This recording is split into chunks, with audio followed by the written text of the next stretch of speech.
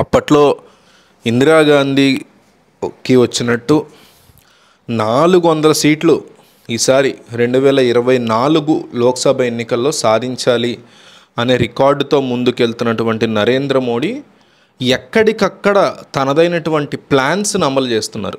ముఖ్యంగా ఒక రిలీజియన్కి సంబంధించినటువంటి వాళ్ళు ఖచ్చితంగా చాలా చోట్ల ఓడిపోవాలనే ప్లానింగ్తో ముందుకెళ్తున్న మోడీ హైదరాబాద్లో అసదుద్దీన్ ఓవైసీ ఎంపీగా ఉన్నారు. ఆయన ఖచ్చితంగా ఓడిపోవాలనే ఉద్దేశంతో మాధవీలత అనేటువంటి వ్యక్తిని దించారు. ఆవిడ బ్యాక్గ్రౌండ్ ఏంటి, ఆవిడ గెలిచే అవకాశాలు ఎంత ఉన్నాయి అనేది మనం ఈ వీడియోలో చూద్దాం.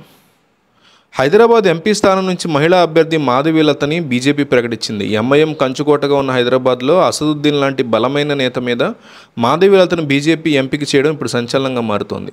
వచ్చే లోక్సభ ఎన్నికల్లో హైదరాబాద్ స్థానంలో మజ్లిస్ గట్టి పోటీ ఇచ్చేందుకు విరించి ఆసుపత్రి లతామా ఫౌండేషన్ల చైర్పర్సన్ మాధవీలతకి టికెట్ ఖరారు చేశారు. తొలుత హైదరాబాద్ స్థానంలో గోష్మహల్ ఎమ్మెల్యే రాజాసింగ్ని బరిలో నిలపాలని భావించిన మాధవీలత వైపే పార్టీ మొగ్గు చూపించింది.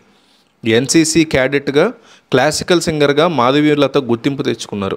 మాధవీలత 2 ఏళ్లుగా పాదబస్తీ వేదికగా అనేక ధార్మిక కార్యక్రమాలు నిర్వహిస్తూ సోషల్ మీడియాలో చురుగ్గా ఉన్నారు.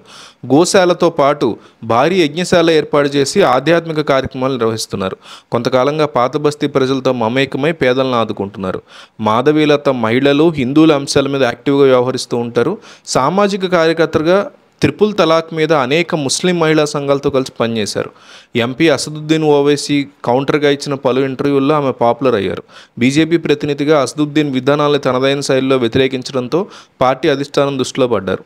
ప్రధాని నరేంద్ర మోడీ ప్రసంగాలు, పాలనా స్ఫూర్తితో బీజేపీలో చేరారు.